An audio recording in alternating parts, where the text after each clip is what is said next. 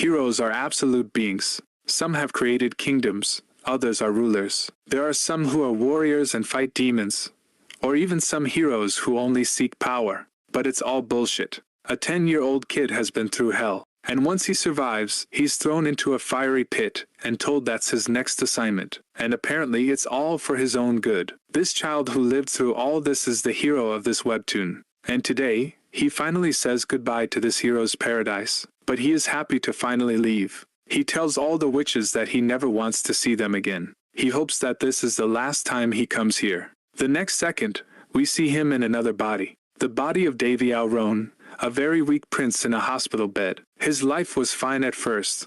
After all, he was a prince. And even living, locked up, is an exceptional luxury. But he didn't think that this happiness would last forever. He didn't imagine being poisoned, or being targeted by everyone in every place. But now is not the time to think about all that. It's time to heal his body. Now that he's been beaten and abused by heroes for 1,000 years, nothing will ever be the same again. He's going to take care of all these people personally. We see a flashback to his previous life in the hero world. Davy talks to a man with a lion mask. He explains to him his situation of simple child and that he did not choose to be there at all. The man in the lion mask laughs at this. He tells him that now he is part of the family. The man in the mask tells him that his name is Hercules and that from now on, he will take care of Davy. Hercules is a survival specialist and says he will start training Davy. In the real world, Davy lost consciousness 6 years ago when he was shot. After a few hours, Davy still has trouble moving,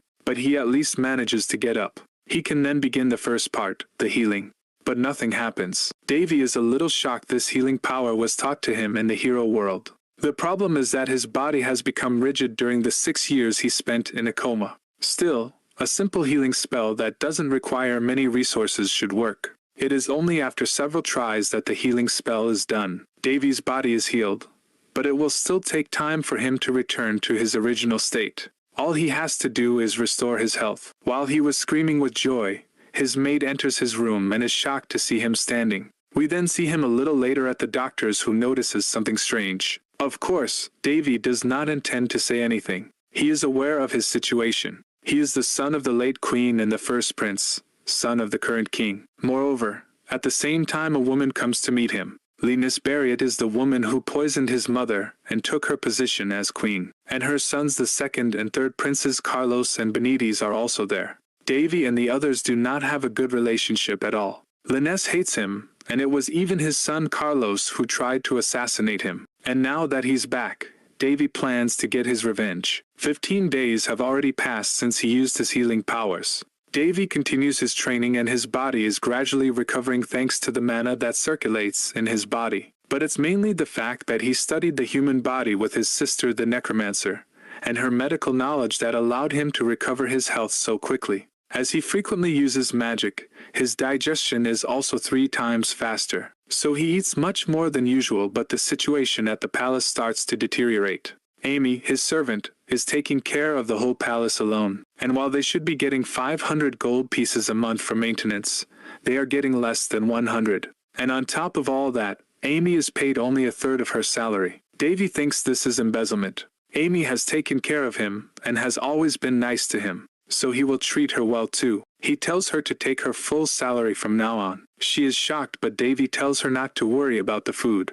He even tells her not to call him Prince every time. Davy then prepares to go out to review the budget as his father does not come to see him. And in any case, his father did nothing when his mother was poisoned. So for Davy, his father isn't even part of his family anymore. Once they arrive at the budget department, Davy and Amy ask where the 500 gold coins went, but the manager makes an excuse. He tells them that claiming it is not done here. Davy suspected that this man would accuse someone else, and that in the end, it will all be a waste of time. So they leave and Davy asks Amy to bring him a sword. He tells her not to worry and that he's not going to use it to shoot anyone. No, he's going to use it to kill anyone who isn't good enough to be considered human. A little later, Davy returns with an animal. He tells Amy to bring him something to butcher, but she goes crazy and says she can't let a prince touch an animal. He might get hurt.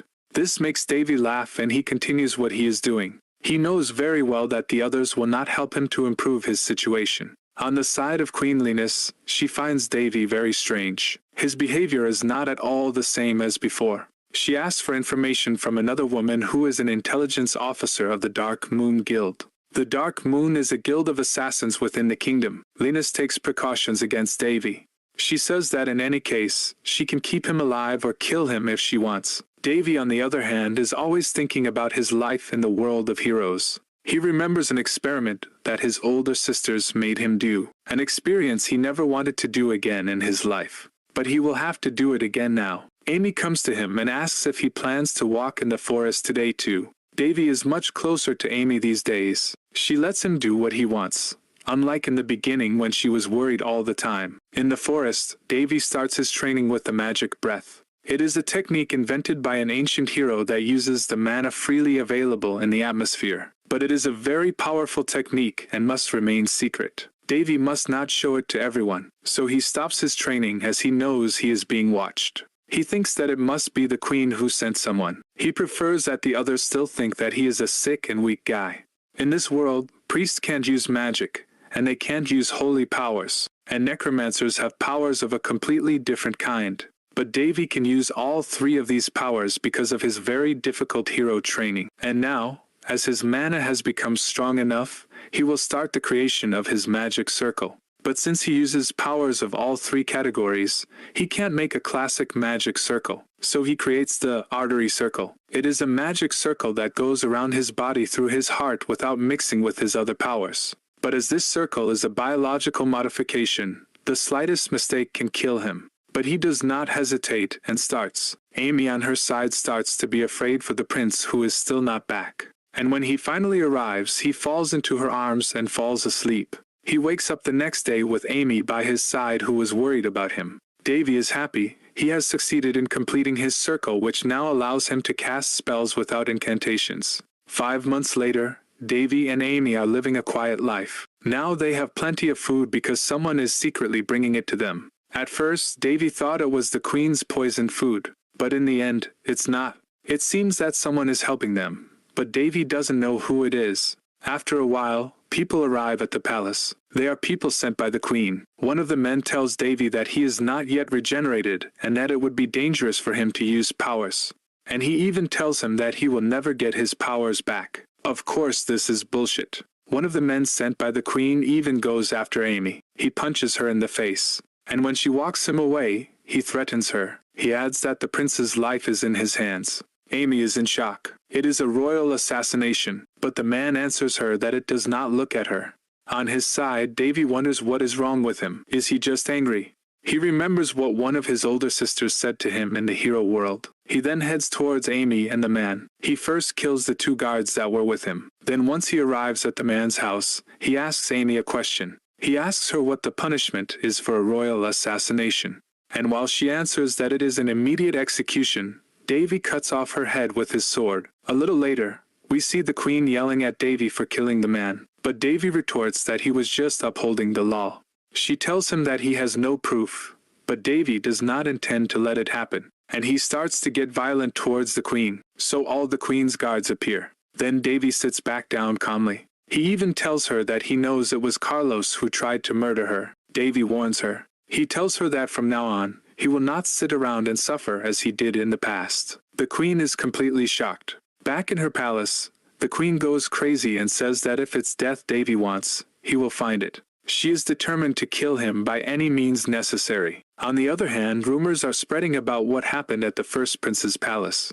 People said that the first prince went crazy and his reputation has fallen. But Davy still lives quietly with Amy. She still brings the bags of food and medicine from the unknown. They also receive a visit from someone who brings them all those who are responsible for the embezzlement. And their punishment for this betrayal is an immediate execution. Davy intends to live up to his reputation as a prince who loves blood. Besphus, the man who brought the traitors to him, is the leader of all the royal family's servants. He also tells the prince that he will be assigned new servants. Davy asks that Amy remain as his personal servant, and that she be appointed as his chief servant. Davy also tells Besphus to stop sending him bags of medicine. He had found out it was him, but Besphus pretends not to understand what he is talking about. Soon after, the 4th prince and the 2nd princess come to visit the prince. Princess Winley and Prince Barris arrive in his room. We learn that the king has for Queen Linus and 2 concubines. And these 2 are the 2 children of the first concubine, who is neutral, unlike Linus and the second concubine. The 3 princes discuss and explain that they have been living in a remote land since Davy was in a coma. The first daughter of Winley and Barris' mother was sent abroad by the queen, who hated her. So to protect them, their mother sent them away. And there, they learned magic and even how to fight with swords. While they were bickering as usual, Winley and Barris talked about a swordsmanship competition. They tell Davy that they have asked for permission for him to go with them, and that it would be nice since he rarely leaves the palace. Davy reads the letter and sees that it's like an Olympics. He accepts the invitation and says that he will go with them. Barris even tells him that if he is too weak, he can carry him on his back. Davy thinks that it is a good idea. He thinks that it is the moment to have some fun. On the other side, we see Besfus serving a tea. He says that this sword competition would be interesting. Besides, Barris is almost 14 years old and almost an adult. And he adds not to worry. The first Prince Davy has become much straighter. His calmness and splendid perception surprised him. He was amazed at how much Davy had grown, and the person he was talking to was actually the king. So, the king replies to Bessus that all this is quite sad. So Davy finally goes to the track competition with Barris, and on the day of the ceremony, he even sees his father. His dad is there to meet Barris and encourage him for the épée competition. Davy realizes that his father has changed. He is not as charismatic as he used to be. He looks rather weak. Davy, Barris, and Winley take a ride in a carriage. But the evening while they make of the campsite, Davy notices that they were followed. He suspects that it must be Queen Linus. Davy noticed some dark moon assassins outside his house. But since it's night, and no one can see his abilities, Davy will take care of them himself. There are 20 of them, but it doesn't matter. They kill them all one by one. On the other side, we notice that it was indeed Queen Linus who had done this. And when the dark moon tells her that they didn't succeed in their mission, the queen gets angry. She says that she will give them one last chance. Otherwise, she will break their contract. The next day, Davy and the others finally arrived. The tournament includes 8 countries, and each country has brought 4 representatives. They say this tournament is perfect for finding individual talent. In fact, he mentions a famous swordswoman princess. Davy doesn't know her, but that's because she became popular when she was in a coma. This princess is Elena, and she is known to be the carrier of a super powerful thickness. We also meet a girl on her side, but we don't know her identity yet. The evening at the banquet, Davy and the others spend all a good moment. And a little later, we even meet again the girl whose identity was secret. And when Davy sees her, he thinks he sees Harris, one of his big brothers in the world of heroes that he had trained. This girl is in fact the one who inherited his power and his sword. He was shocked that she looked so much like him. And at the same time, a prince from another country who is participating in the tournament tried to mess with Davy. Except Davy doesn't intend to let that go. The prince challenges him to a duel and Davy agrees. Everyone is shocked because he wants to fight someone who is participating in the tournament, and is therefore very strong. Even Barris thinks that he has weaknesses because of his coma and that he shouldn't accept.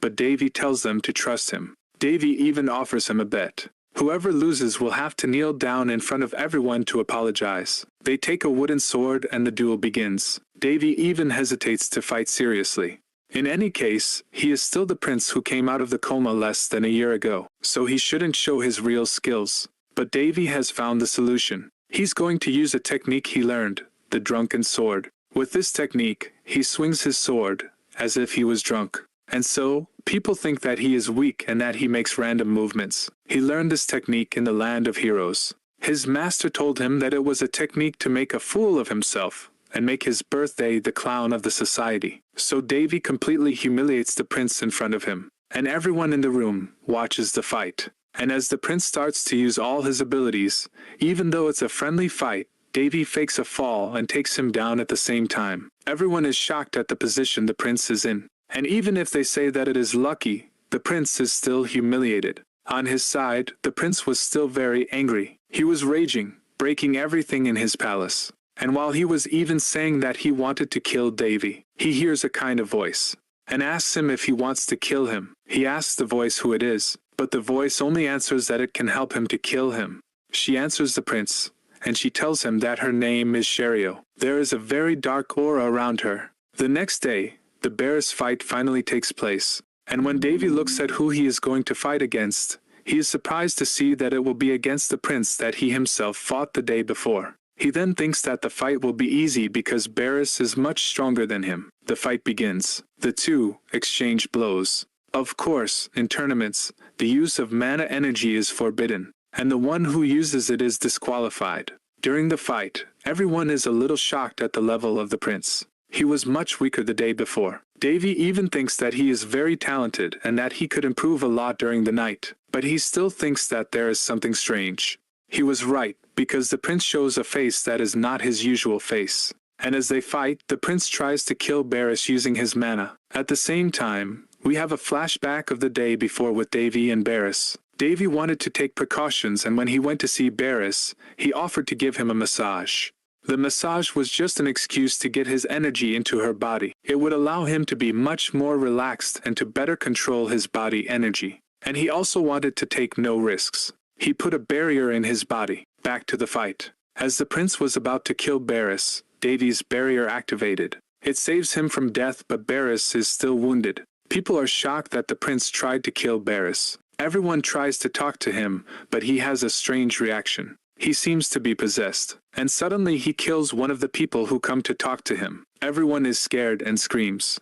People run out of the arena, and as Davy went to check on Barris, he is proud of him. Barris tells his brother that he has successfully created a barrier. A barrier is a skill used during a duel by expert swordsmen. It is formed automatically with mana and protects the person when he is in danger. He thinks that he is the one who managed to create it by himself. And as soon as Barris is sent to the infirmary, Davy's expression changes completely. He is very upset with the prince. He walks up to him and doesn't care what people say. They tell him to stop, but he continues. Davy Diallo picks up on what was fun last night, but this time he's going to have to deal with him seriously. The prince unleashes his power, and when he tries to attack Davy, Winley arrives. Davy is distracted by Winley standing there. He is afraid she will get hurt.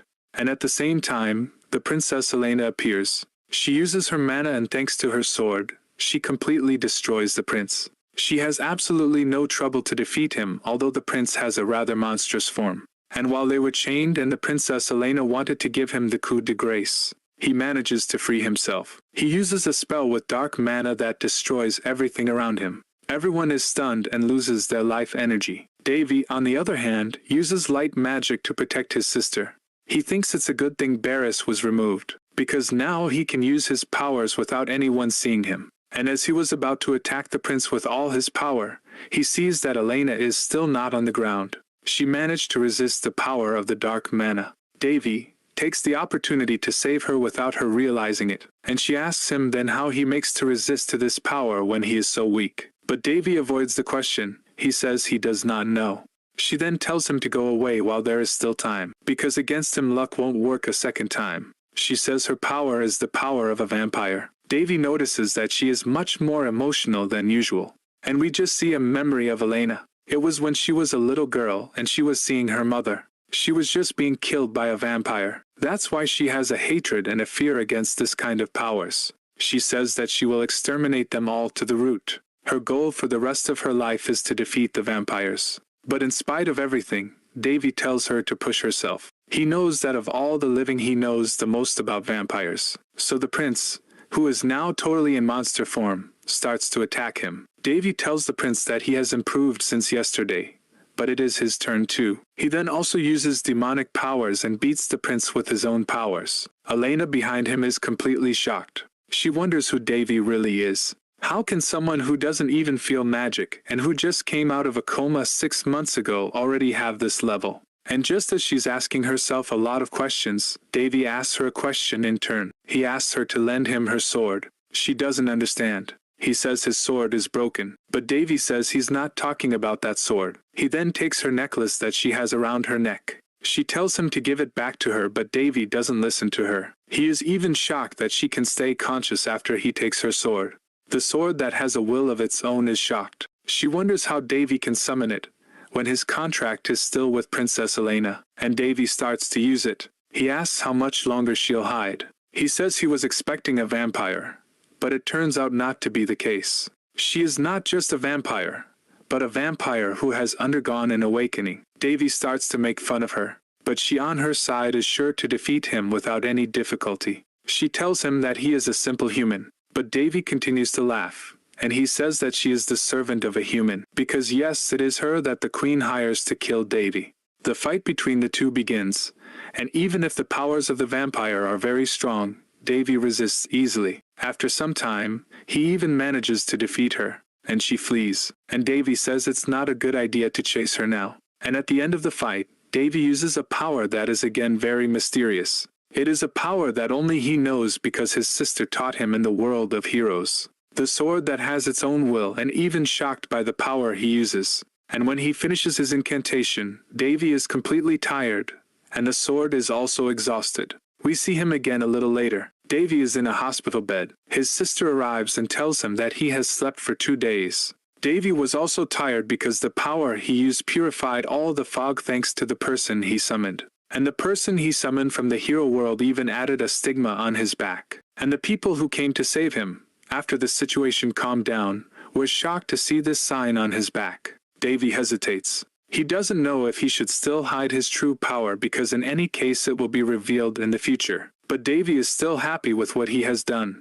because thanks to this, he has now been able to increase his mana storage in his body. And now he also has status windows that appear in front of him. He can observe the status of himself and the people around him. At the same time he hears voices. He doesn't know who they are. Davy did not understand why his status windows appeared. He understands even less where these voices come from. But after a while, a woman appears. She is a rather mysterious woman, and her identity is not yet known. At the same time, Davy has memories of his past in the world of heroes. He was with his master who was painting. He asks him who the person he is painting is. His master tells him that she is a demoness. Her name is Berserk. When she was human, he adopted her as his daughter and taught her the art of the sword. And as if it were destiny, he is the one who slayed and sealed her to end the war. It is the demon queen of the abyss, Berserk. Davy and the demon queen Berserk are talking. Davy doesn't understand the situation and wants to know more. He even ties Berserk up. Berserk explains that she doesn't want to hurt him. She wants them to have a symbiotic relationship. She explains to Davy that the symbiotic relationship is related to the stigma on her back. Her soul is placed in the stigma. That is why the stigma is so big. She then asks him to free her. Once free, Davy asks her why the demon queen is with him. She introduces herself and tells him that she is the one who watches him from the void. She explains to him that she is the one responsible for the war between our world and the demon world thousands of years ago. And the sword of Davy's former master is the one that killed Berserk back then. But the truth is that she was locked up and sealed in the sword. Davy then asks her why she was freed only now, and why she was transferred from the sword to Davy. She says that she doesn't know either. That's why they are so frustrated. Still, Berserk is interested in Davy. She says that he is the second to use his master's sword perfectly. Davy also tells her that he knew him well and that he often mentioned Berserk. She is happy that he did not forget her. Berserk then proposes a deal to Davy. She tells him that in exchange for powers with the status windows, Davy will have to show her how the world has changed since she was sealed. Davy accepts and they shake hands. Finally the finger. A few days later, the Great Swordsman's Tournament became a party to celebrate the appearance of a stigma. Because people had seen the stigma on Davy back and it is a very rare event. So many people came to meet Davy during the day. Berserk tells him that it must be tiring to be popular. Davy is now thinking about what to do next, and he has finally found it. He goes directly to the other princes Winley and Barris. He tells them to pack up quickly. His brother and sister don't really understand what's going on. Davy tells them that it's boring to explain all the details now. He just tells them to get ready. Berserk then asks Davy if it's really okay to leave like this. In any case, people will keep following him. But Davy says that it is not a problem because from now on, it is him who will decide. On the other hand, we see the other princess. She learns that Davy fled and she is very annoyed. She wanted to ask him many questions. On the way, her brother and her sister sleep. Berserk asks Davy if he regrets not having recovered the sword. Davy says that it was a very powerful sword, and without it he would not have been able to fight with such power. But he adds that the sword does not belong to him, and he's not the type to take candy from a child. Davy says to himself that in any case, he would rather fight with a lighter sword. He already has an idea in mind. Perselk asks him what is the next step of the plan now. She tells him that now that everyone knows he has a stigma, his enemies will be more cautious of him. They know he's not a weak boy.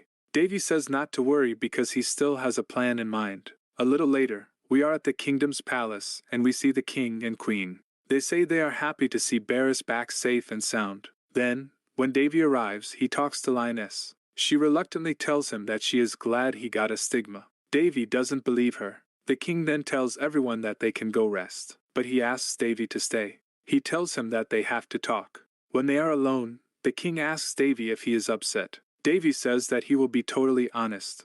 He knows that the king has been taking care of him through his royal guards. The king has also noticed that Davy has changed a lot since his coma. Davy tells him that all this time he had something to ask.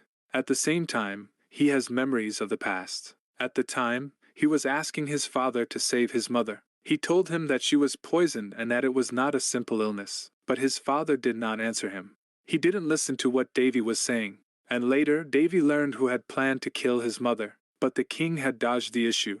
Davy then asked his father how he felt about leaving the woman he once loved. Davy thinks to himself that, despite the thousands of years he has lived, his memories are very clear for that moment, the moment his mother died. And so he returned to find out the truth about his father, and all of a sudden, his father tells him to become the king. He explains to him that he can't be a good king while being a good father. He lacked power and knowledge. He then advises Davy to live silently, to become stronger, and that way no one will stand in his way in the future.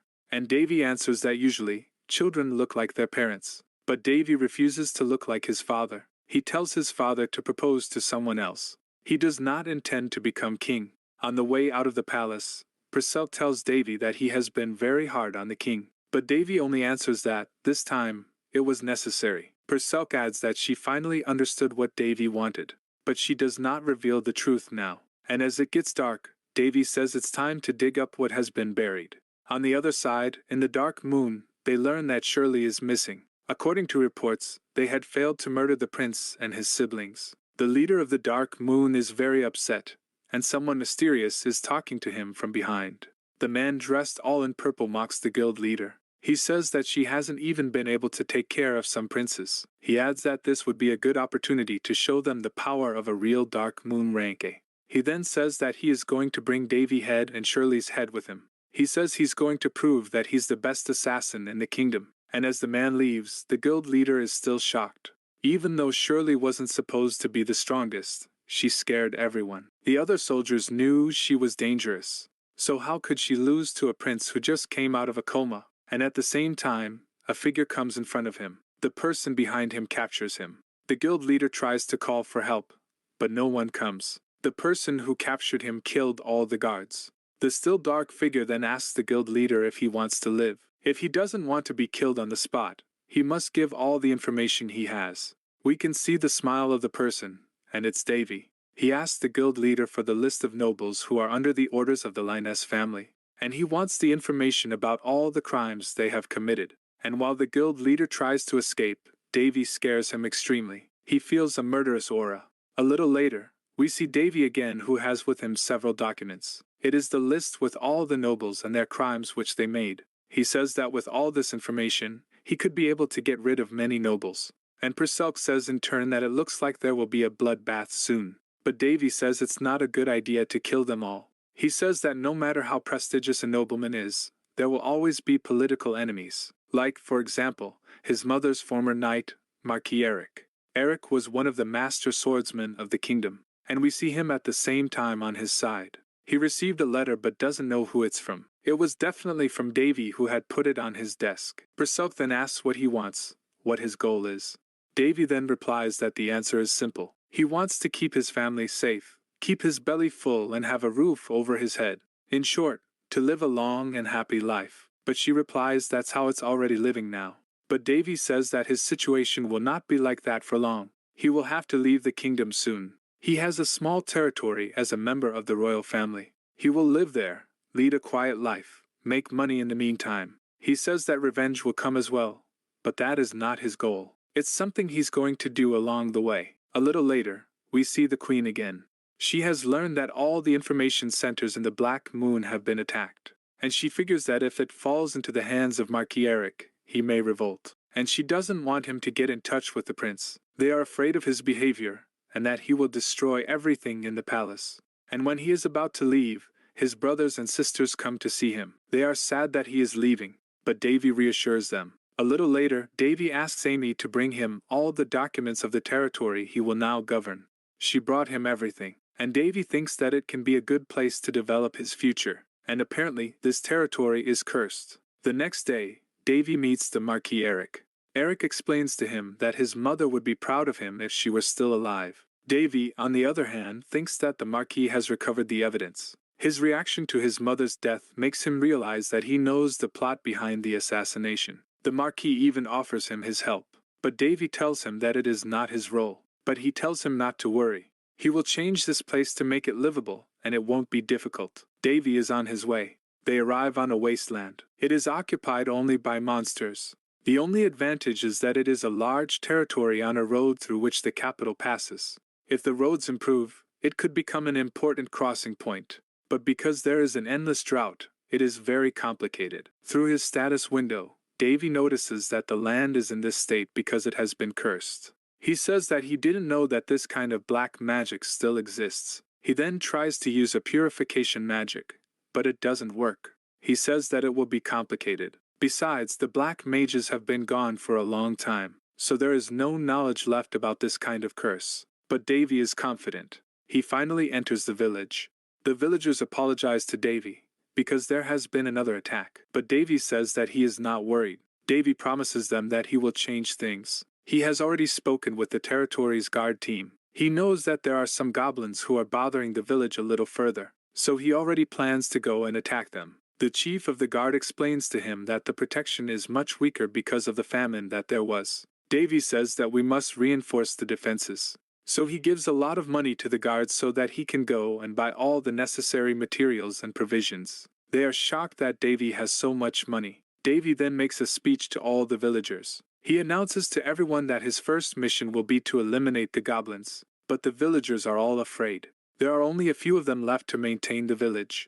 Davy will take advantage of this opportunity to gain the trust of the people. But the goblins have been there for a very long time, and they are quite powerful. So the other guards are not very confident about the success of the assault, especially since Davy only left with a few guards and some knights. So they will not be very powerful. They think that Davy will not succeed. Davy, on his side, is astonished that they are so passionate towards those who are not even of their family. He figures he's picked the right territory. Davy starts the assault and shoots an arrow with his bow. His soldiers are shocked that he starts the fight like that, and Davy tries a magic that he has always wanted to try.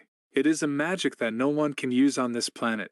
It makes all the soldiers stronger. All the soldiers have received a power boost. They can now defeat the goblins. They themselves are shocked by their own strength. And even when some of his soldiers are injured, Davy will heal them with his healing magic. He tells them that he will not let any of them die. And in the end, they manage to defeat the goblins without any difficulty. When he returns to the village, the soldiers who were in battle tell all the other villagers that Davy is the best lord they could have had in that village. He was able to gain the complete trust of the people as a lord. For someone of his status, this might seem unnecessary. But according to the person who taught him how to use a spear, a hero in the world of heroes, he told him never to forget that even though he rules a small territory, those he commands are men, not cattle. So he must take good care of the villagers.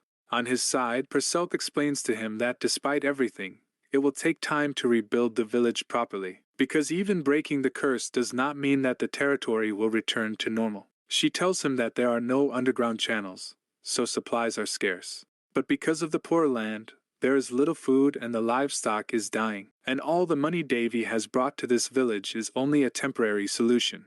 In short, this land is not making enough profit. The only solutions he has found are to use the men of the village to become hunters. The other solution might be to heal the land. But this solution is very time-consuming, and the third solution is trade.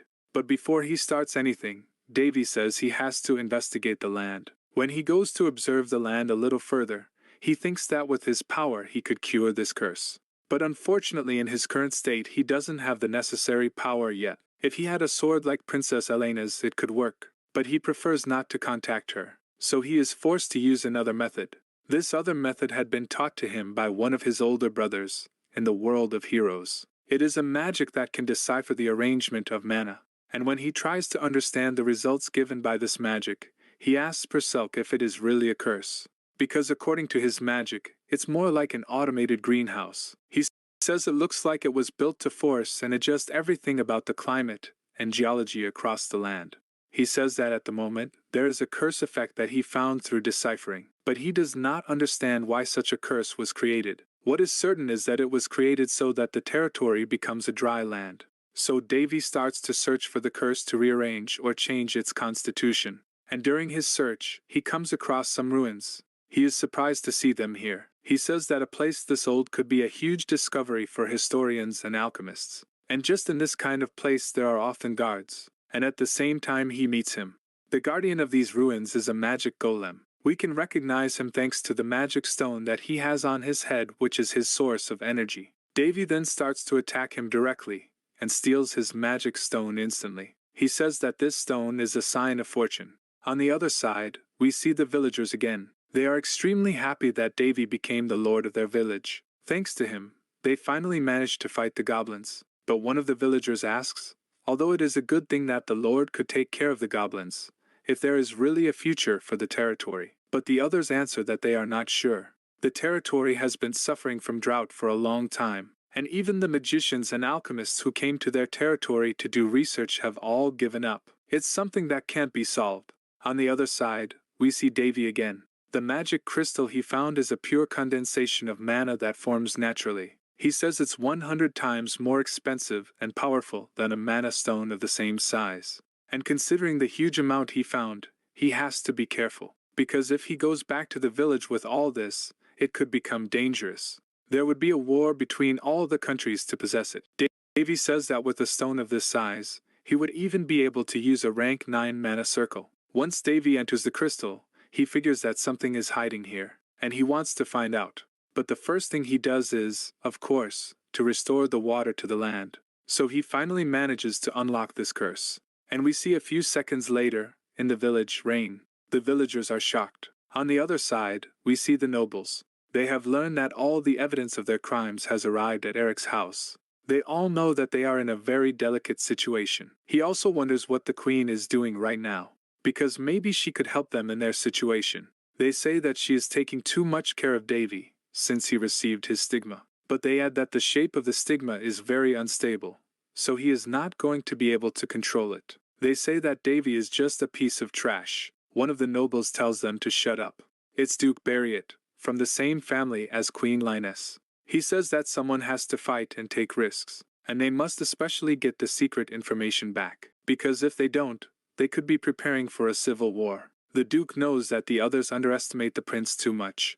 He, on the other hand, suspects that there is something surprising about this prince. He has gained influence very quickly. He will soon start to show his fangs. But he thinks that he will not be able to do anything with this poor territory, so he doesn't worry too much. On Davy's side, he was able to recover a crystal, and this crystal even allows him to change the weather by using the surrounding mana. He even used the rest of the crystals to make a dimensional bag. A week later, the land has already been restored tremendously. Everyone is working to cultivate the land. The villagers are very happy with the situation since the return of the prince. But Davy has not finished helping them. He gives them all a physical boost with his magic. And now he tells them to plant moonflowers. These moonflowers are quite rare, and thanks to all the villagers, he will be able to make them in large quantities. So it will be perfect for trade. This flower is imported from the west, so there are very few quantities available. And thanks to the crystal that allows Davy to change the climate at will, they can grow it.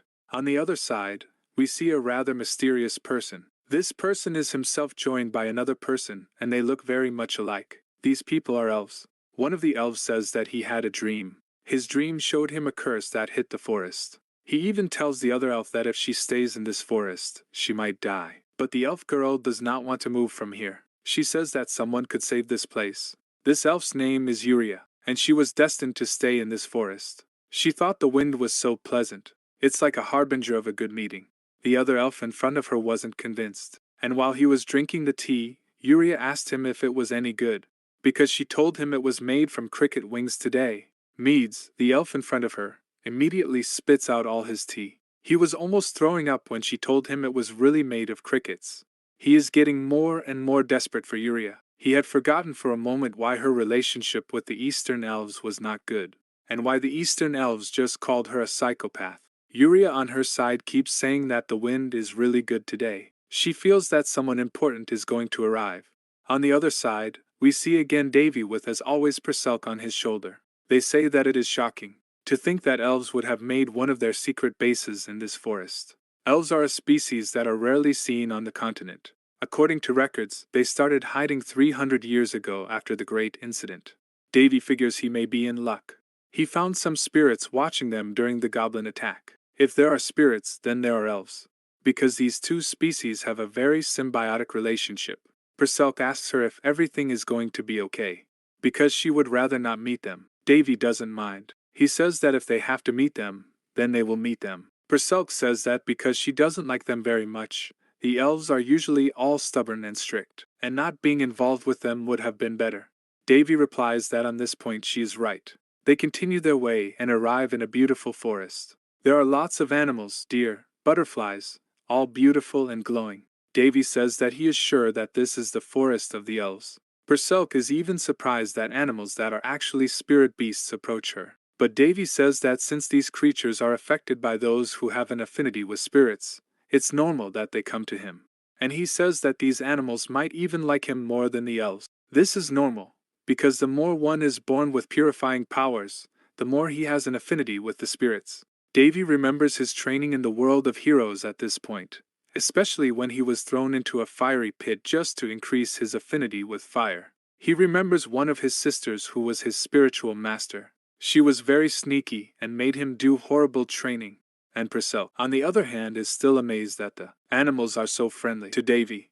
Davy starts to make fun of her and says she is jealous. She says that it is not normal because on top of that, he has dark mana. But on the other hand, it is normal considering the training he has undergone.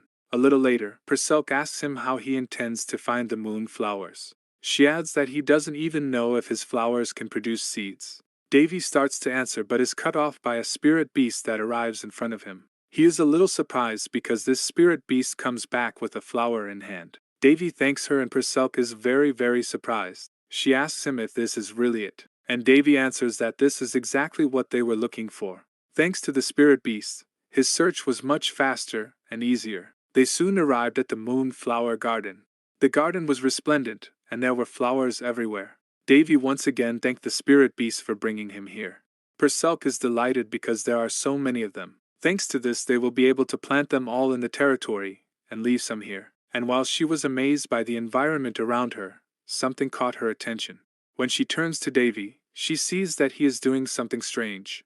An aura is enveloping him. It is explained to us that spiritual power is based on mana, magic power and dark mana. So as long as you have this power, you can see spirits. The only difference is the level of affinity one has with the spirits.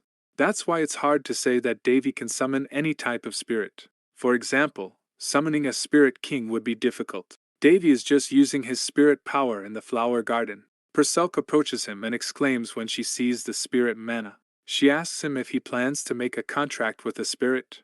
Davy responds by asking if she knows what it's called. He says that in the moon flower garden, as the name suggests, this place is a part of the spirits.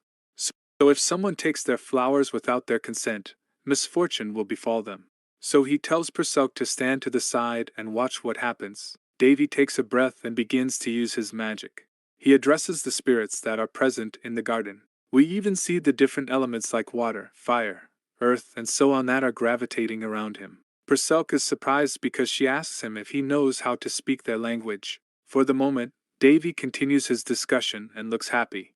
In the end, he tells Perselk that they can take the flowers. He tells him to hurry before the elves find them, but Perselk asks him where they are. Davy tells him that it's better to avoid annoying situations, so they'll try to solve it quickly. Davy and Perselk are going to start their harvest. But in parallel to that, we see that Yuria is in fact already aware that Davy is there, and she says that's amazing. First of all, he received the favor of the spirits and reached the garden, which is already amazing.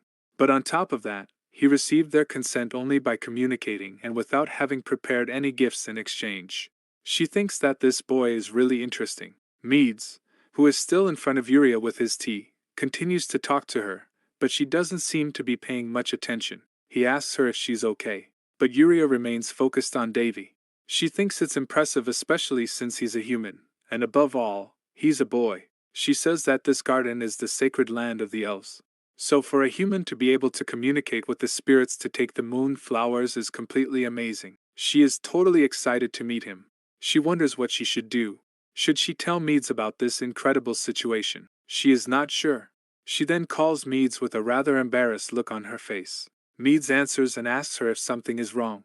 But in the end she only asks him why he didn't drink his tea. Of course Meads is embarrassed. But she goes on to say that she prepared this sincerely for her master. After finding the fleshy corpse of a cricket, she took the wings and crushed them after drying them for a week. Meads is embarrassed and doesn't even know what to say. He stutters and says that right now his stomach is feeling fine, so he would rather stay that way. Barely after finishing his sentence, Yuria replies that it's a shame, but she adds that she has actually recently created a new menu.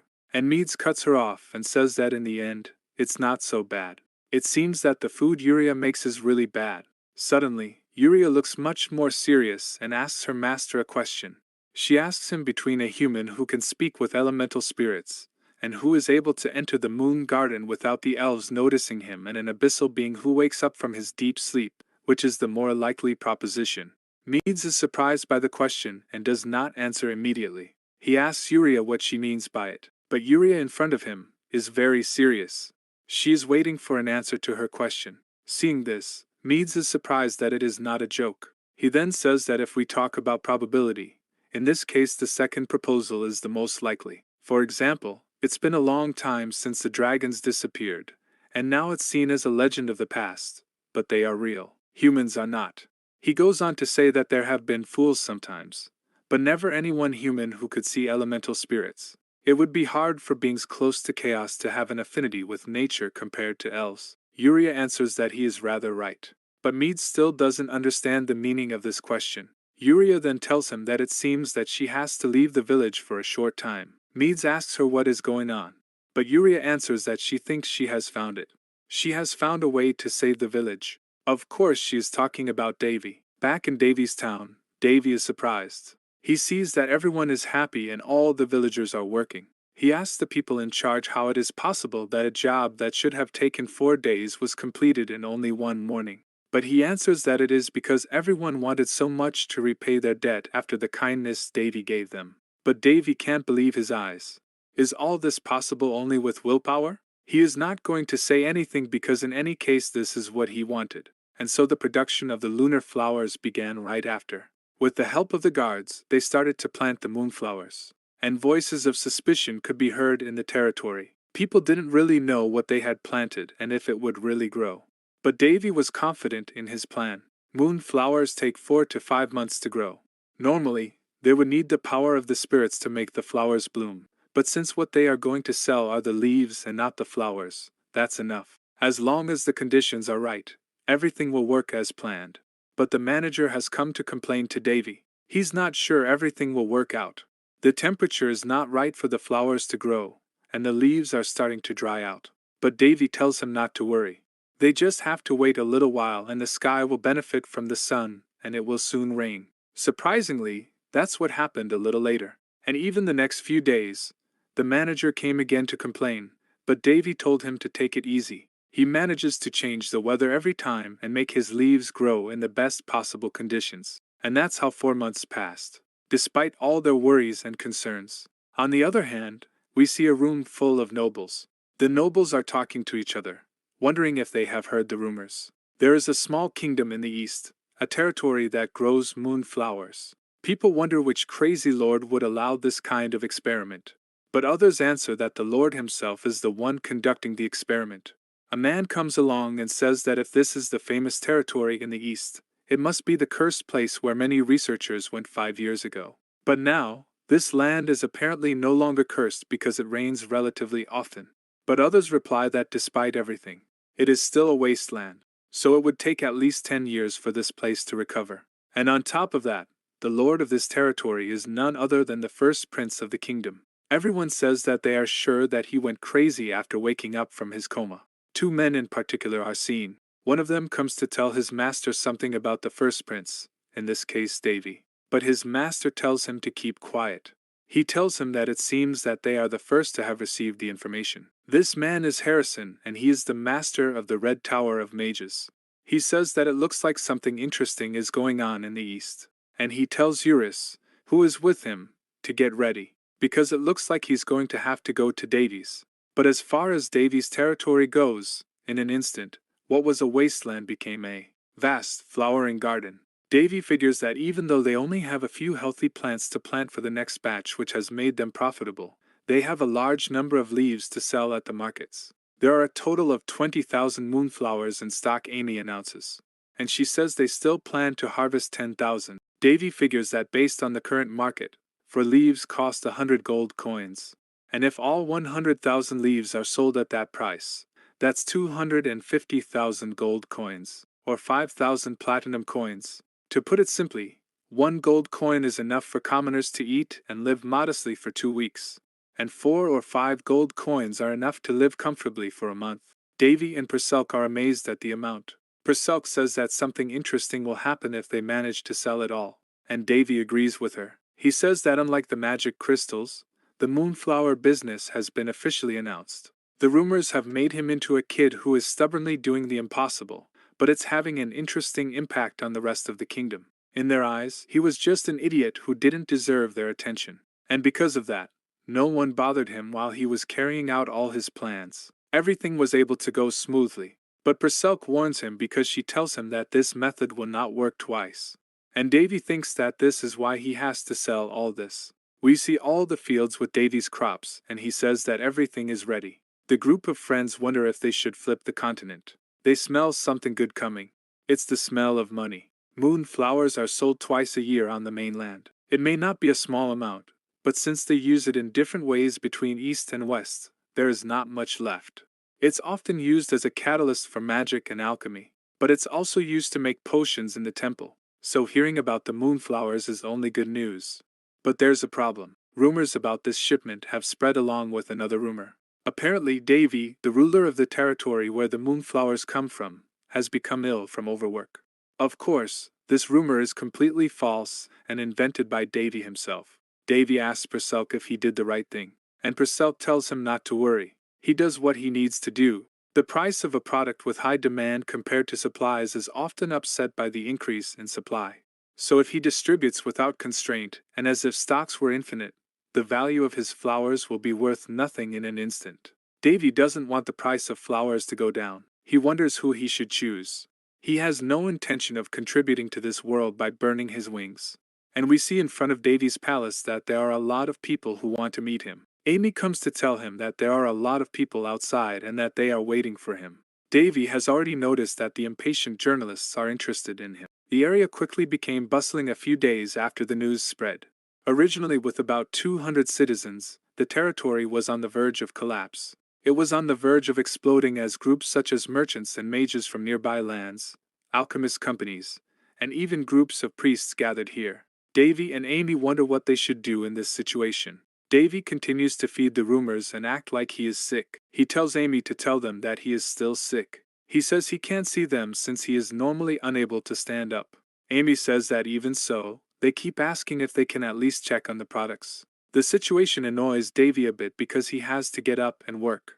He gathers all his staff and says he has to deal with them one at a time. He tells the head of security, who he calls a guard now, to see how the security level is in the city. He asks him to be the one in charge, especially at that level. The chief of security replies that he and his team are doing everything possible, but there are too many people for them. He says it's hard to keep the peace in town because of the sudden arrival of all these people.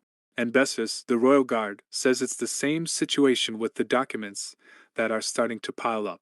Since there is no real book of account, a lot could go wrong. Davy then tells them to throw them all out if they get too suspicious. The head of security is a little worried, but Davy explains that it's better to throw them out than to have a huge incident. Davy figures that despite everything, he is still the one who has to make the decisions. Of course, He has to make sure he doesn't frustrate others and has to accept appropriate offers. And as for housing, he has also found a solution. Davy tells Bessus to use the deeds they bought some time ago. And since there is a huge demand for them, he can sell them at a high price. And as the whole team was about to continue their work, Davy calls the head of security and asks him to stay with him for a while. There's something he'd like to talk to him about. And we see that in front of him. Davy has some kind of vial. We don't know directly what Davy is saying to him, but we see the chief a little later, going back home when it is dark. The other inhabitants of the village ask him if he is well. They ask the chief to come and have a drink with them, but the chief answers that it will be for another time. He also advises them to drink moderately. The chief goes straight home and is exhausted. He lies down directly on his bed and says that his body won't last very long at this pace. Training in the morning, then guards, and finally keeping law and order during the day. It's very tiring. Plus, these days, Amy is starting to teach the chief how to run the administration. He figures it's way too much for him. And while he was still lying on his bed, one of the villagers comes to tell the chief that there is someone looking for him. A man in a hood arrives at his door and asks to come in and talk to the chief. He introduces himself and says his name is Harlows. He is a rank 4 expert in the Green Tower of Mages. Harlows apologizes for disturbing the chief so suddenly, especially since he knows he has a lot to do. Harlows goes on to say that maintaining security with so many people joining this territory so suddenly must be difficult, but even so, public safety is perfect. He has heard that the chief was one of the people who ran the town before Davy arrived, but the chief says that it is all because of Davy. The chief then asks him why he came to meet him. Harlows answers that he would have liked to meet Davy sooner, but as the royal palace is closed, he came to see him directly. He asks if there is another way to meet him, but the chief answers that it is quite difficult at the moment because Davy is still sick. The chief says that while business is important to the citizens, Davy's safety is even more important. Harlows then says that he understands the situation, however the Green Tower does not have the luxury of waiting. He then pulls a large bag full of jewelry from his pocket. He says that with all this, he might be able to find a solution. When the chief sees all this wealth in front of him, he is shocked. But he does not give in to temptation, and says he cannot receive this kind of thing. But Harlows replies that this is just a small expression of his sincerity. He does not want anything else. He asks the chief to accept this small gift as a wish to be on good terms with him. He says he doesn't normally accept this kind of thing, but Harlows replies that it's just a thank you. And when the chief sees all that gold in front of him, he sighs. He thinks to himself that things are really happening as Davy predicted. We then see Davy with his smirk on his face, who seems to have prepared everything in advance. We see the flashback of Davy talking with the guard. Davy says that the guard will be facing many people. They will be frustrated that they can't meet him, so they will target him to get closer to him. They will try to bribe the guard to get information, so Davy wants him to choose them wisely. The guard should make sure to keep a list of those who make irrational requests and report them. He even tells him to get back the money they give him to bribe them. Davy also tells the guard to meet their demands and show them this. He then shows him the vial. It is a magic potion. It costs 100 gold coins. But he must not sell it. He must simply spread the word by giving them a taste. His goal is to increase its value as much as possible. And so, he gives them a reason to stay in the territory as long as possible. We then see the guard talking with Harlows again. He explains that this is a product that they have created and stored, and they will soon be selling it. So it's okay if he shows it. Harlows is shocked. It's a first-rate item, the best potion ever seen on the entire continent. In terms of effectiveness, it's clearly twice as good as anything on the continent. Harlows figures that if he wants to get products like this, he'll need to get priority on purchases. Harlows then tells the guard that this is really quality because you can see that it emits a slight light. Harlows replies that this is normal because Davy puts a lot of effort into their products, and most of their products will be of this quality. The guard then says that they have prepared a total of 10,000 products. When Harlows hears that there are 10,000 products, he says to himself that this quantity shows the determination of Davy at only 17 years old. They should not take him lightly. The guard adds to Harlows that Davy has decided to auction their products. Harlows asks if there are people who will be prioritized, but the guard replies that he doesn't have that information in any case, so he will have to wait. Harlows then thanks him for all this information and tells him that he will be rewarded later. As soon as Harlows is gone, the guard lets out a big sigh. He says to himself that it really worked. And the next day, we see the guard talking with Davy. Davy says that it was all to be expected. It all worked out according to plan. The guard says that this is really amazing. The guard even brings all the gifts he received from the different mage organizations and so on. Davy says that's not bad for a start. So the guard gives him all the winnings. But Davy tells him to keep them. He offers it to him as a bonus for his work. He offers to share it with the others and use it however he wants. The guard is shocked, but Davy says that this is just the price of his efforts. Davy says he doesn't mind losing this because in any case, the profits from the moonflowers will be his. So doing him and all the guards this kind of favor is not a bad thing. Berserk tells him that this story is starting out very well, but when there are many groups, there will be immense pressure. But Davy is not worried because he figures that in any case, they will fight among themselves. But Davy is not worried because he says that in any case, they will fight each other. If the rumors spread, they will be very busy with all the people who want to stay in the territory longer. And when a large number of mages and alchemists gather in a small territory, the number of merchants also increases. Eventually, the huge amount of unoccupied territories will be sold to many people. So this is a market that will help to earn money but also increase the number of citizens and develop the territory. And this is not only thanks to the moonflowers, but also the fact that this land was dried up because of a curse. On the other side, we see a person talking with his crystal ball. He learns about the situation around Davy's territory. It is actually Eurus who thinks that maybe the Red Tower should create a branch here as well. And when he talks to his master, he says that there is also something that worries him. He wonders why Davy is so keen on auctioning his products. Because if he sold them alone without intermediary, he could make more money. But the master of Eurus answers that Davy is quite clever. In fact, thanks to the auction, the current low population of the territory, which is only a few hundred, will change a lot. From now on, the product will only be sold in this territory. So Davy takes advantage of this to collect money and develop the territory in a short time. When he realizes all this, Eurus is impressed. The master also tells Eurus that the prince acts in such a way that even if it fails, there will be no shame. So the moonflowers are only the beginning of his plan. That's why he adds that they must have a very good relationship with Davy. That's why Eurus must go to Davy's territory and meet this young man.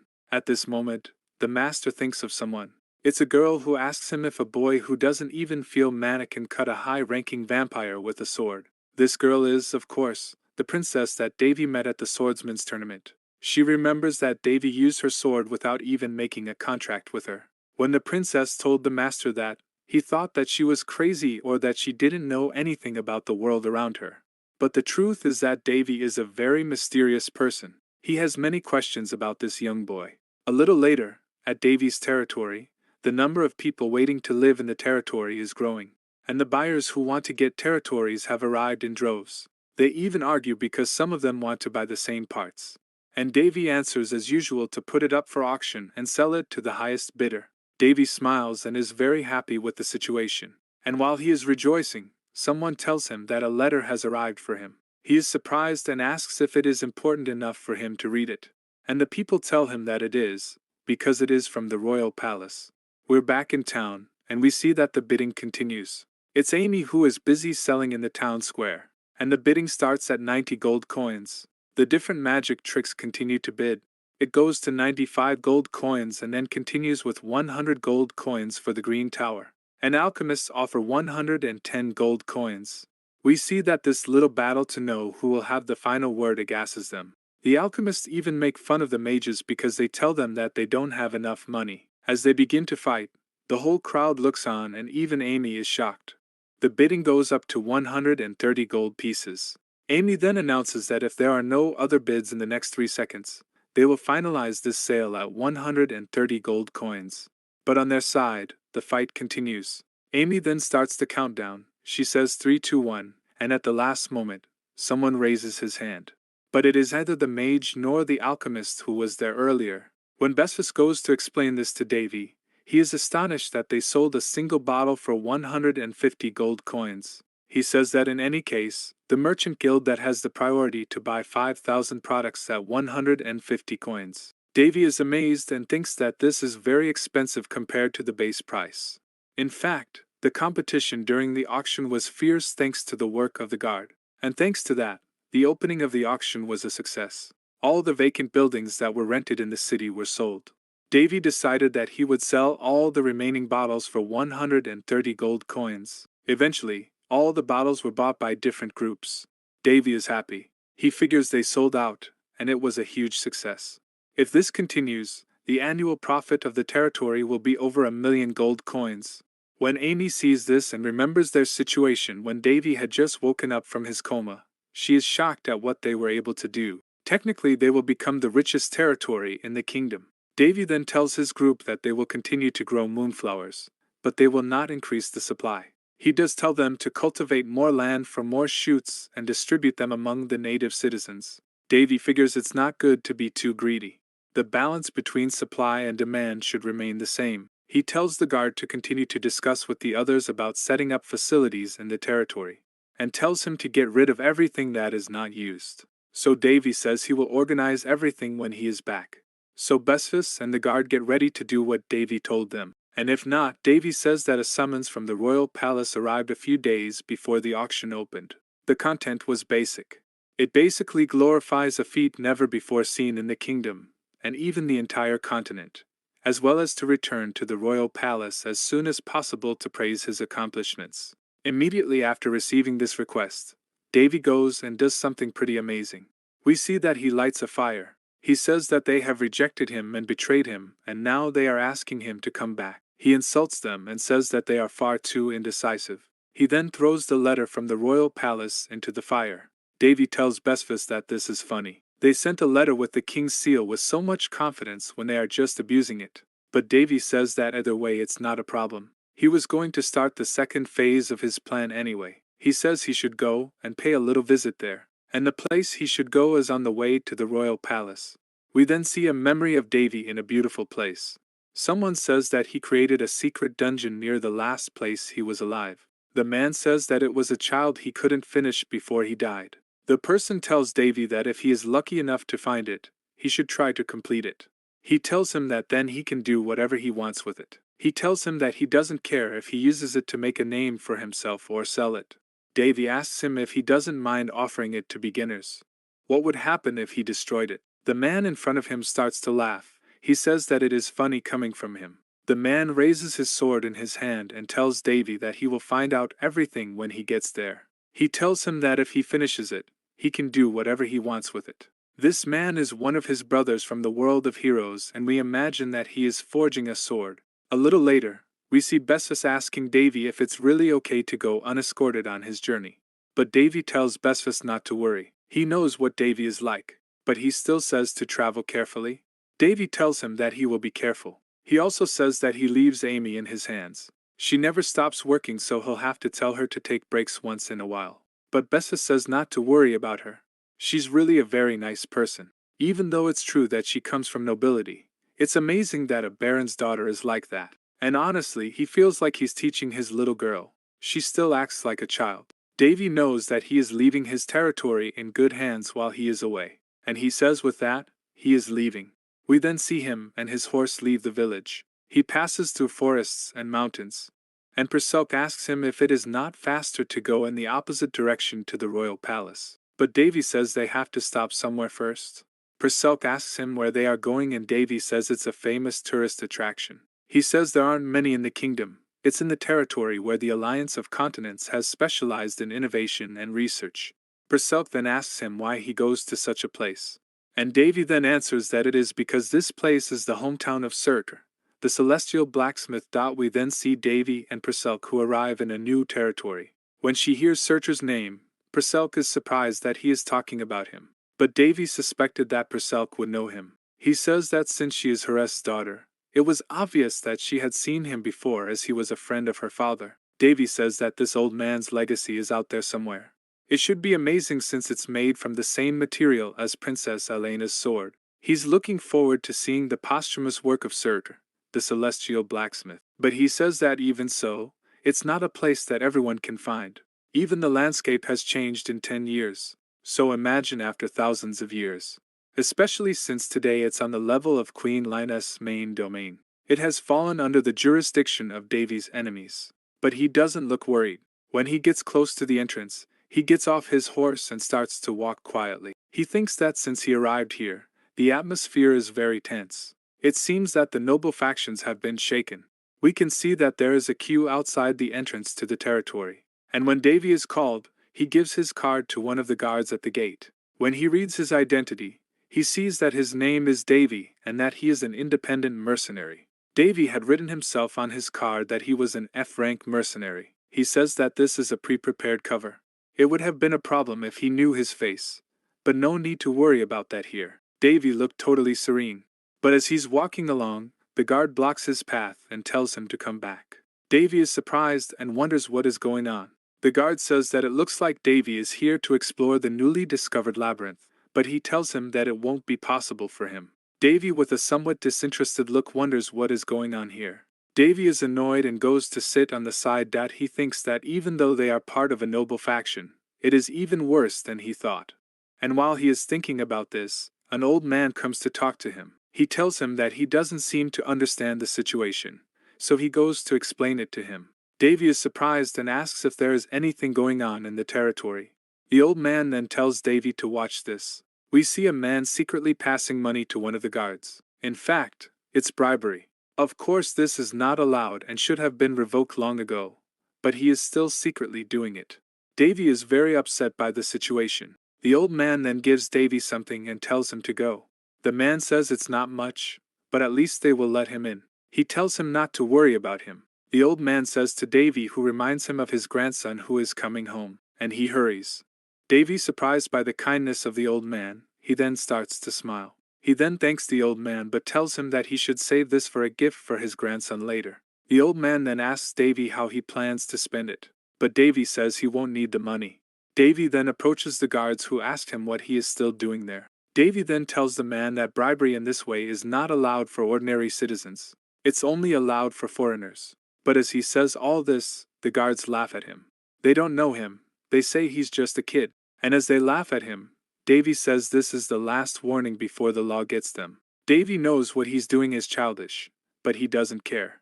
Everyone else continues to laugh at him, and one of the guards even pulls out his sword. He puts his sword next to Davy's head and tells him to stop being a smartass. The guard tells Davy that if he kills him, nothing will happen. He says that he is the law here, and Davy looks at him and says that he knew he was going to say that. The old man comes to the guard and tells him to stop being violent. But the guard starts to attack the old man. As he was about to hit him with his sword, Davy disarms him. Davy says that it is a real coward to attack a defenseless man with his sword. Davy then says that their crime is to force the citizens of the kingdom to pay an illegal tax that is related to the embezzlement of state funds. He then takes the sword from the guard. He says that as a result of his actions, the sentence for such a crime is death. All the guards watching the scene are shocked. Davy then tells everyone that they will be held accountable for accepting this behavior. Davy then asks the others to call the territory manager, but instead, the other guards start to attack him. Davy asks them if they really want to add to their list of crimes. Davy says that he knows he is at fault for lying about his identity, but in this case, it can be seen as an act of treason that is punishable by death for the entire family of the guilty party. The other guards don't understand what he's saying and start attacking. But Davy continues to eliminate them one by one. He cuts the hand of one of the guards and tells him that next time, it will be the head. Davy says that he will not repeat himself. He asks them to bring the person in charge now. Davy then hears a person in the distance asking what is going on here. It is indeed the person in charge of the territory. He asks who dares to make noise here. Davy tells him to make a decision quickly because the situation is not right here. And at the same time he throws his identity badge at him as a person of the royal family. When he sees this, the manager kneels down in front of Davy. Davy says that's good, at least he managed to recognize it. The manager says the territory is having a hard time and starts complaining. He says that they have had no announcement of his arrival and no member of the royal family can go and come to different territories punishing people by being disguised as someone else. He says that this is tyranny. But seeing him tell all this, Davy laughs at him. He says he wasn't going to come with an official document, but the man continues to complain and says that Duke Barriott will not let this incident go. Davy is a little annoyed by the situation. He says it's true, all territories are like this. Even an inspector would have ignored such a situation because of the fear of what might happen to him in the future. And the manager continues to stand up to Davy. He even offers to come to his territory. He tells Davy that he won't regret it. But Davy starts to get annoyed with this situation and asks the manager if he has heard the rumors. The manager doesn't understand what rumor Davy is talking about, and Davy then says that he is a bloodthirsty person. At the same time, Davy cuts the head of the person in charge in front of him. He doesn't even have time to understand what happened to him, and we see his head on the ground. Perselk says that this ending was very neat and precise. Davy says to himself that he has no more time to lose here and starts to leave towards the ruins. A little later, we see a carriage moving along. Actually, it was the old man who was previously with Davy. He says that they have been living in peace for 10 years when the previous queen, Baroness Alishade, was still alive. We see him riding forward with his horse and Davy following behind. The old man explains that the exploitation increased when the victims of the nearby territory immigrated here, and so other people tried to hunt them down and kill them. That's how the old man lost his son. So Davy asks him if he was thinking more about his son than his grandson when he helped him. The old man says he's right and apologizes for his rudeness. But Davy says there's nothing to be sorry about. Seeing the old man, he can tell that his son was a warm person. He continues on their way, and after a while, the old man says they have arrived. Right in front of them they see a big stone. The old man says that this is where Balhalashad begins. This unpronounceable name is the name of the historical site of the 1000 Days blacksmith. And when Davy looks in front of him, he sees magnificent structures. The old man asks him if everything will be okay with the incident of the manager earlier. But Davy tells him not to worry. The dude can't be bothered to worry about what happened here.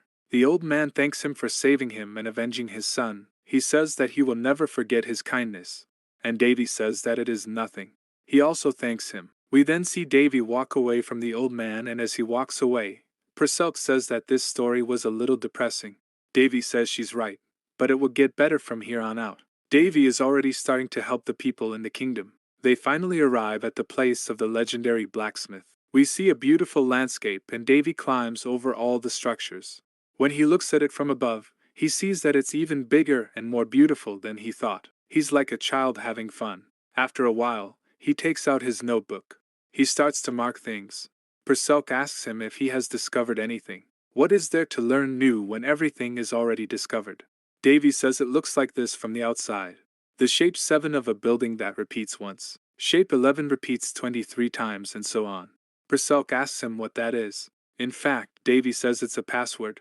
Everything has already been discovered here, but the researchers haven't gotten to the bottom of the mystery. He's deciphering the password to access what his master of the hero world had hidden here. Perselk asks him why there would be a password, but Davy tells him that in fact, the whole ruin is coded, and he finally found the password he was looking for.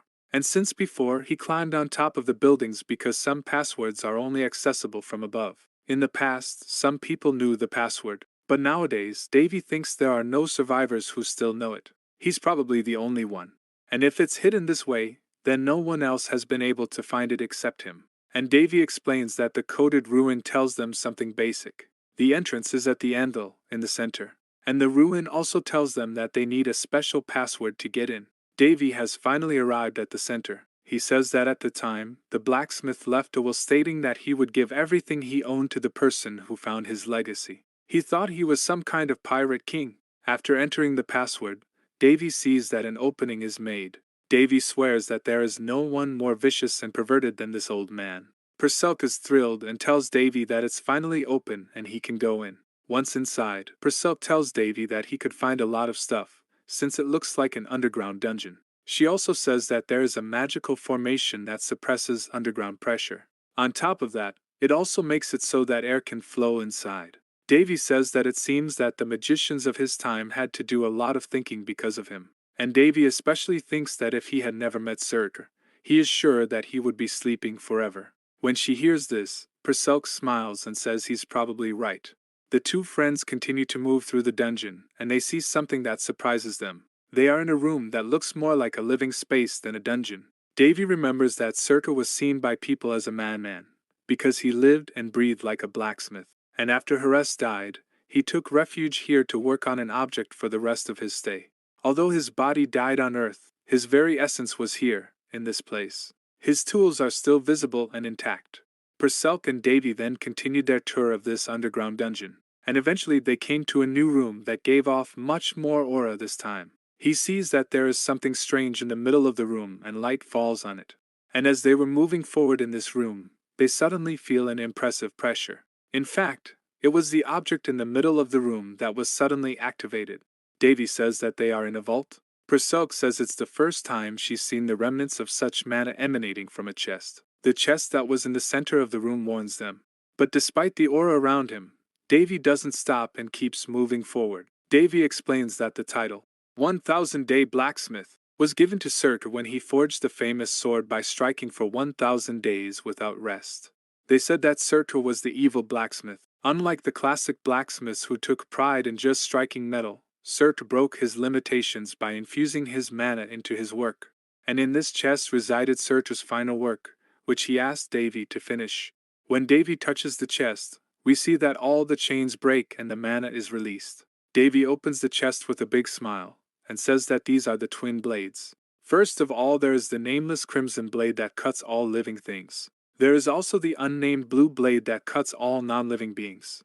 The blades are shining but they are still incomplete. When Davy tries to get more information about the blades in his system, he sees that the name is unknown, the status is incomplete, and that there are huge egos residing inside the blades, but they are not yet awake. So in the end, Purcell and Davy understand that it wasn't the chest that contained mana, but the twin blades. Davy says he is happy and that Surtur is doing a great job as expected. So these blades have an ego like the sword Caldiris. Caldiris is Queen Elena's sword. It is the most powerful weapon. However, Caldiris was created only to match Hera's talent. But these two blades are different. They were not created to fit any user's body, but for Surtur, the 1000-day blacksmith, and only for him. They were created to designate their own master. Davy says they are the best, and Purcell says they seem to be finished already. But Davy says they are not. The finishing touches haven't been done yet. Purcell doesn't really understand what is left to do. Davy then says he's going to have to find some fire. Purcell doesn't understand why he is looking for fire. Davy continues to explain that he doesn't need just any fire. He will need a fire that is 100 times hotter than a normal fire, like the one found in dwarf smiths. Purcell then understands that she will probably have to go with him to the dwarves' living quarters in order to finish his swords. A little later, when it is dark, we see a rather mysterious man saying that they have arrived. This man talks to Davy and says that if he goes straight to this path, he will find the square. He then tells Davy to have a good time in the capital, and Davy then thanks him for showing him the way. It is a royal summons. Purcell asks if Davy thinks there's any particular reason, and Davy tells her to stop asking questions she already knows the answer to. But Purcell says that according to the letter, he is invited to receive rewards because of his accomplishments. But it's not obvious. The Moonflower case is a gold mine. The Moonflower business is a gold mine. Davy collected twice as much money in 1 week as the kingdom earned in a year. So the income tax he had to pay was very high. So maybe the kingdom's goal is to get the Moonflowers back and nationalize its sales. And if that happens, the kingdom will be 100 times richer and the nobles will be too. Purcell then asks Davy if that was the answer and laughs at him. Davy says that he honestly didn't expect such attention from the entire continent. But it shows how important the case is. He says he's exhausted just thinking about it. Once in the royal palace, he walks around. There is someone welcoming him. It was Besfus and he was accompanied. Of course, their relationship remains a secret, so Davy tells him it's been a long time. Besfus says he's heard the rumors that he's managed to create a huge business. And Davy says that indeed, he's been pretty lucky. But Davy wonders why the atmosphere in the palace is so heavy. He is told that it is because the secret register has been made public. Davy then asks what the secret ledger is. He acts as if he doesn't know when he was the one who stole it. He had given it to the enemies of the kingdom earlier. Bisohas then explains to him that the king is mad with rage. The nobles and servants connected to the register have been dismissed and sentenced to death. Davy pretends to be astonished when this was his goal all along. And since the king has already gone back to rest, he tells Davy that it would be better to do his congratulations the next day. Davy is happy because the king had to judge everyone, as he couldn't stand waiting any longer. Davy thinks to himself that even though the Marquis has all the information because Davy had given it to him secretly, without the king's cooperation, he could not have acted so quickly. But Davy thinks to himself that he is overthinking it. The story is settled and that's it. And while he was still in the palace, someone comes in front of him. This person was laughing and making fun of him, but Davy wasn't laughing at all.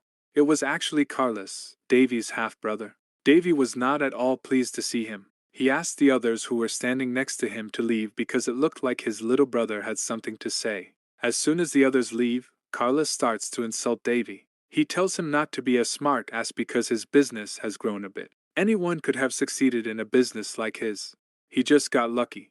Davy asks him if he's not a little jealous, because he came all this way just to tell him that. Davy tells him that he can't even begin to understand what he's achieved.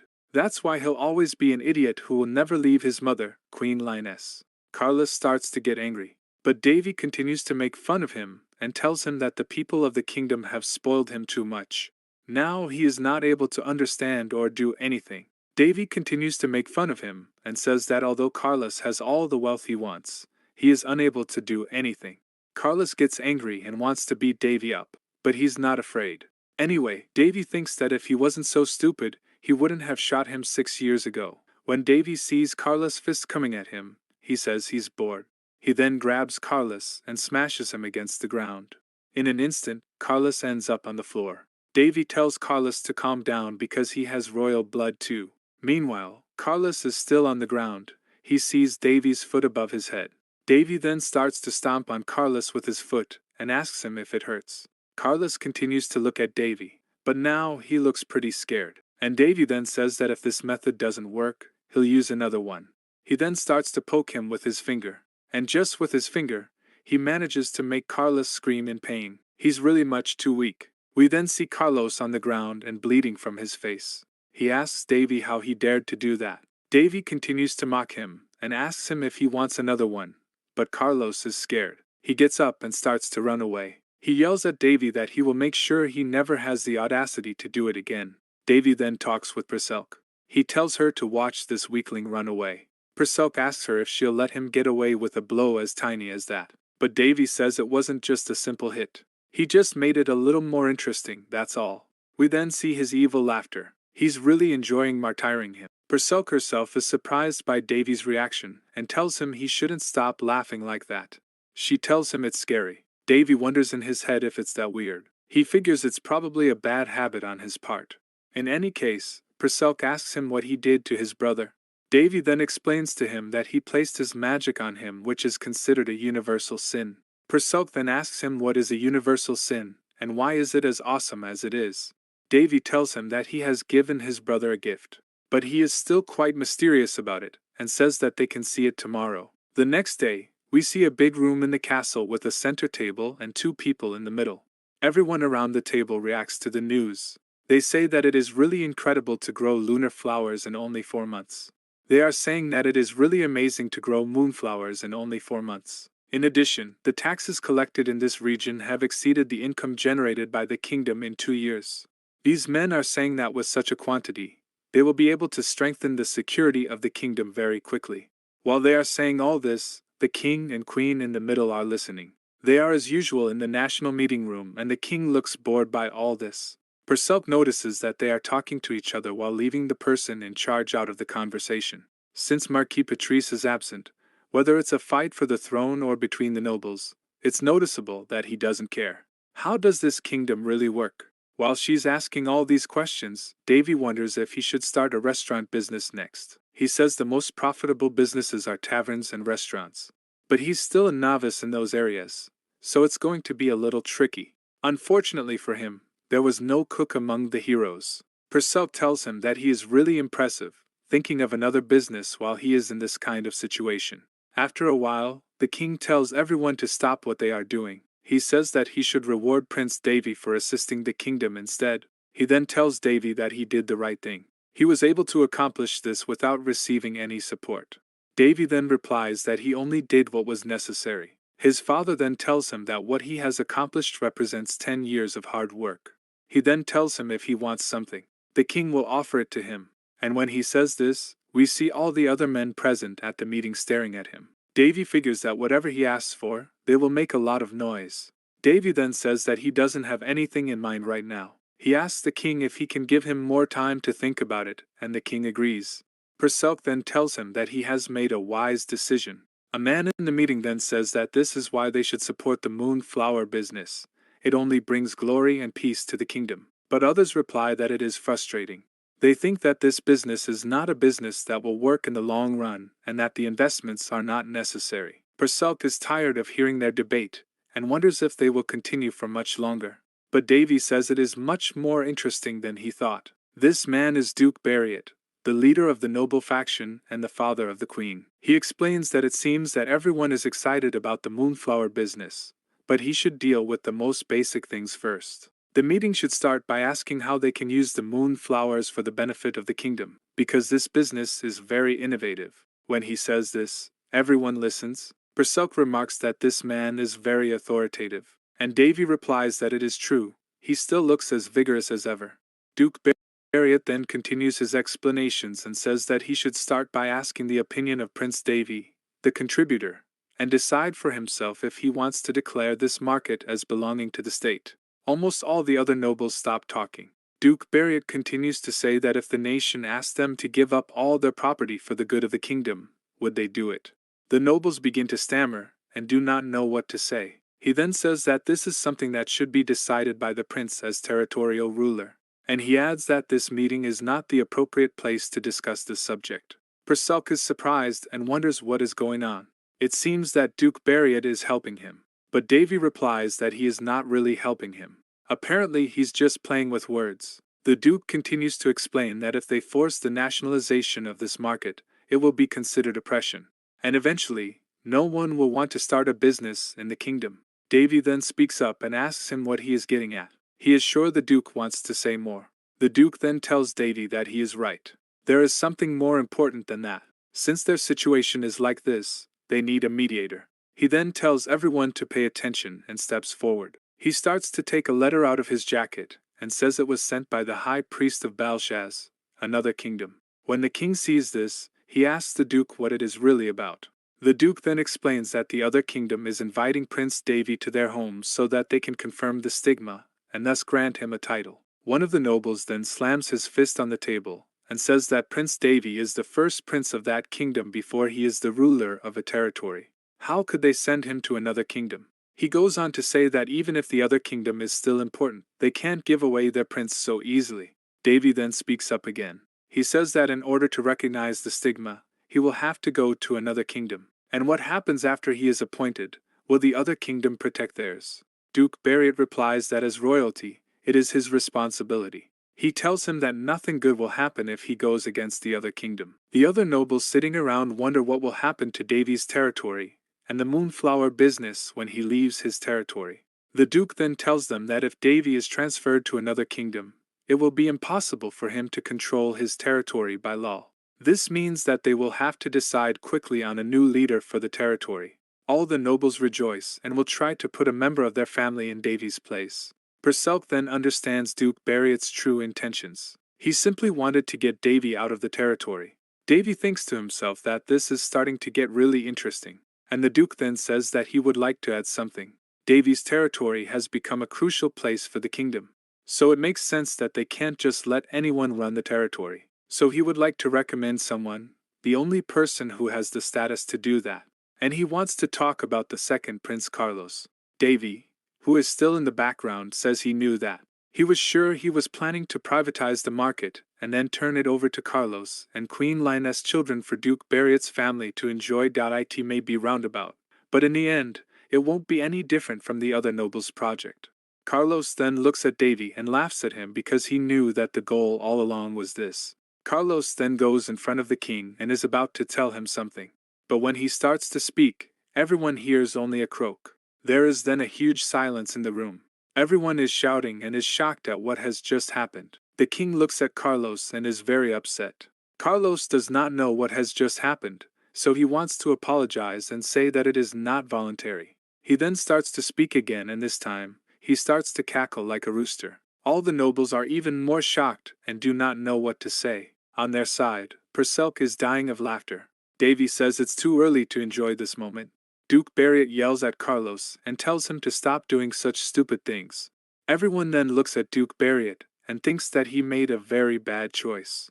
Carlos himself doesn't understand the situation and starts to apologize to the king, but at the last moment he quacks like a duck this time. Then he barks like a dog. The king is more and more annoyed by the affront he is undergoing and says that he does not want to hear anything more. He then says to Carlos to leave the room immediately. The guards come then to catch Carlos and to take him out of the room. Carlos tries to fight back as he says he is not in charge and is not in control. As the guards grab him, his headgear falls off his head and all the nobles watch Carlos. They are shocked at what they have just seen. Davy says that this is what he calls the universal sin, baldness. Carlos' head was extremely bright. The sun was shining on his head. That was the spell Davy had cast on him the day before. Davy, still in the back of the room, said that it seemed that Carlos was still too immature to handle a territory. When he hears this, Duke Barriet turns to him and is very upset. Davy then thinks it's time to speak up. He turns to Duke Barriet and asks him if he owns the kingdom. He says that everything he does is to help the kingdom. But Davy then asks him why he has a letter from another kingdom that the king himself has not read. Also, he keeps talking nonsense with everyone during this meeting. Davy then reminds him that the only thing he has done today is consent to another kingdom's request and fire a member of the royal family. Furthermore, he used this opportunity to take control of another territory for his personal property. The king then asks Davy if he has a solution for the other kingdom. The man in the crystal ball introduces himself and says that he is Pastor Beliam, and that he lives in the next kingdom. Davy says he apologizes for contacting him so suddenly, and then asks what their king's decision is. Davy knows that even though the other kingdom is important, people live there, and so trade necessarily exists there. So in the end, the pastor who answers them explains that today's incident was just a misunderstanding and it was arbitrarily directed by one person. And he explains that something like this won't happen in the future, so they should ignore it. Duke Barriet is finally defeated. He can do nothing against authority, especially if it is a pastor or a priest that we see again a little later Davy in his room, who always speaks with the Pastor Beliam in his crystal ball. He says that thanks to him, he was able to conclude the meeting with flying colors. In fact, Davy's strategy for getting the neighboring kingdom to agree to work with him was simple. He simply told them that if he has to leave his territory, Davy will never sell them lunar flowers again.